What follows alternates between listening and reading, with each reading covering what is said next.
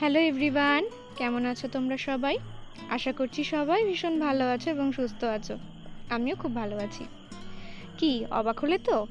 এতদিন পরে এই পাহাড়, জঙ্গল, চা বাগান আমি কোথা থেকে নিয়ে আসলাম? আসলে এই ভিডিও ক্লিপসগুলো হচ্ছে সেই গত বছরের। তোমাদের মনে আছে গ্যাংটক ঘুরতে গেছিলাম?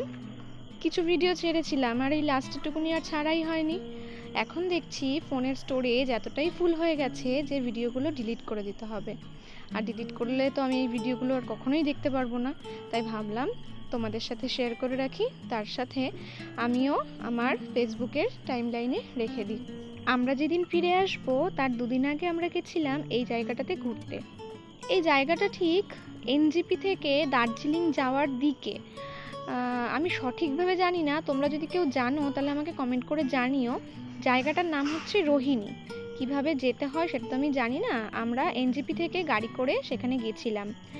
আর এত সুন্দর জায়গাটা, এত ভালো যেটা তোমরা এই ভিডিও ক্লিপসগুলো আর ছবিগুলো দেখলেই বুঝতে পারবে।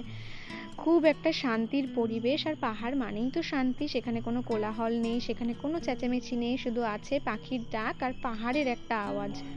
আমার দিদিরা এই জায়গাটাতে আগেও একবার গেছিল, আর সেই সময়টা ছিল হয়তো বর্ষাকাল আর বা শীতকাল, আমি সঠিক বলতে পারবো না। কিন্তু ওরা যেই টাইমটাতে গেছিল ওরা বলেছিল যে এই জায়গা থেকে মেঘ কুয়াশার আকারে তোমার গায়ের সাথে ভেসে আসবে।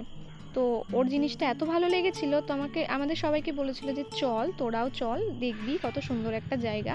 কিন্তু আমরা সেইটা হয়তো পাইনি, কিন্তু খুব সুন্দর একটা জায়গায় আমরা ঘুরতে যেতে পেরেছি। তোমাদের এই জায়গাটা কেমন লাগলো অবশ্যই কিন্তু জানিও। ভালো লাগলে সুন্দর করে একটা কমেন্ট করে যেও। দেখা হচ্ছে পরের কোনো একটা ভিডিওতে। ততক্ষণের জন্য সবাইকে টাটা।